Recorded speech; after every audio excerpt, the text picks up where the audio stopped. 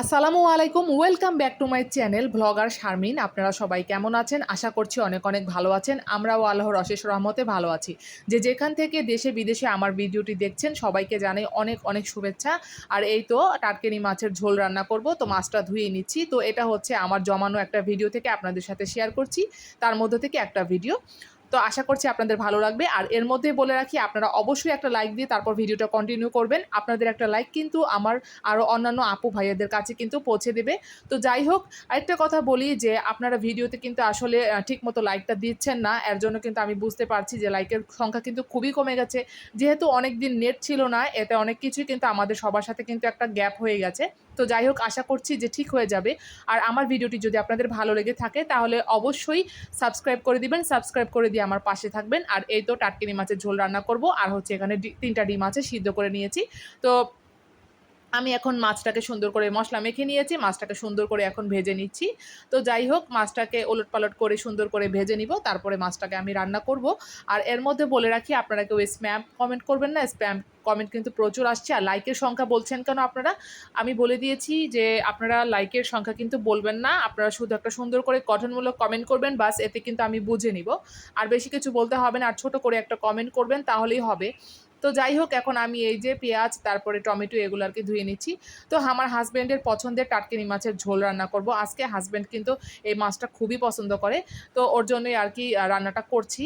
আর এই তো আমিও খাবো, কিন্তু বাচ্চারা খেতে পারবে না যেহেতু অনেক কাটা আছে, তো এদের জন্য আর কি আমি ডিমটা রান্না করব।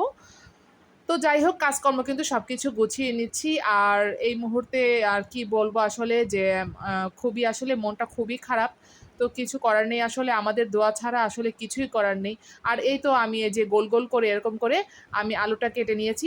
এরকম করে কিন্তু আলুটা রান্না মানে ডিমটা রান্না করলে আলু দিয়ে খুবই মজা লাগে, এরকম কিন্তু মানায়, এরকম মানে ডিজাইন করে কাটাটা।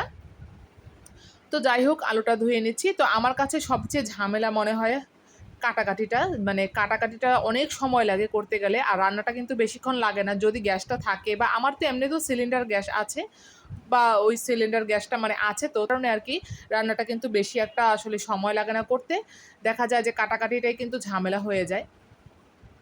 তো যাই হোক, আমি এখন তেলের মধ্যে পেঁয়াজটা দিয়ে দিলাম। আর এই তো সুন্দর করে এখন লাল করে নেব। বেশি কাটাওয়ালা মাছ তো আর বাচ্চারা খেতে পারে না, তো ওদের জন্য আর কি শর্টকাটে আমি ডিমটা রান্না করব আলু দিয়ে।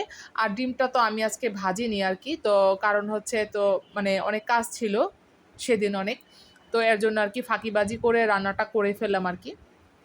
তো যাই হোক, এখানে এখন আমি মশলাটা দিয়ে দিলাম। পেঁয়াজটা লাল করে নিয়েছি। মশলা হচ্ছে হলুদের গুঁড়া, মরিচের গুঁড়া আর হচ্ছে লবণ, এগুলো আর কি অফ ক্যামেরাতে আমি দিয়ে নিলাম। তারপরে এই যে সুন্দর করে এখন আমি কষিয়ে নেব। তারপরে আমি এই যে টমেটো দিয়ে দিয়েছি। টমেটো দিয়ে এখন সুন্দর করে আমি কষিয়ে নিচ্ছি।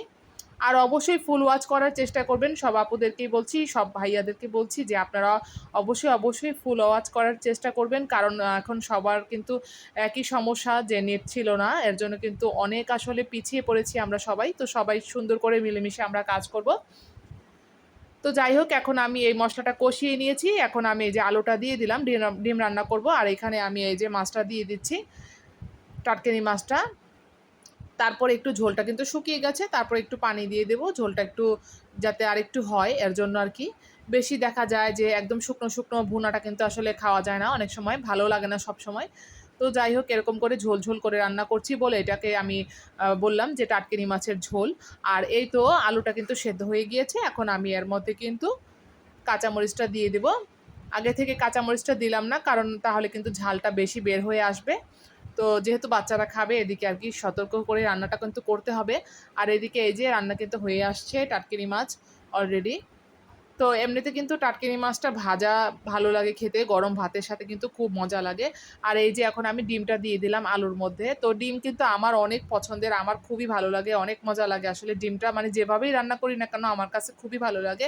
আর যদি মাছ মাংস খেতে না মন চায় তখন কিন্তু ডিম এরকম করে রান্না করলে কিন্তু সুন্দর, মানে আসলে মনে করেন অনেক তৃপ্তি করে কিন্তু ভাতটা খাওয়া যায়। সবসময় কিন্তু মাছ মাংস ভালো লাগে না, কেমন যেন একটা একঘেয়েমি চলে আসে খাওয়ার মধ্যে। তো যাই হোক, এভাবেই চলছে আর কি দিনকাল। তো অবশ্যই সবাই যেভাবে থাকবেন, অবশ্যই যেখানে থাকবেন ভালো থাকবেন, নিরাপদে থাকবেন আর সুস্থ থাকবেন। আল্লাহর কাছে এই দোয়াই করি সবাই যেন সুস্থ থাকে, আল্লাহর রহমতে সহি সালামতে থাকে। আর এই তো ডিমটা কিন্তু রান্না হয়ে গেছে, এখন আমি জিরার গুঁড়াটা দিয়ে দিলাম।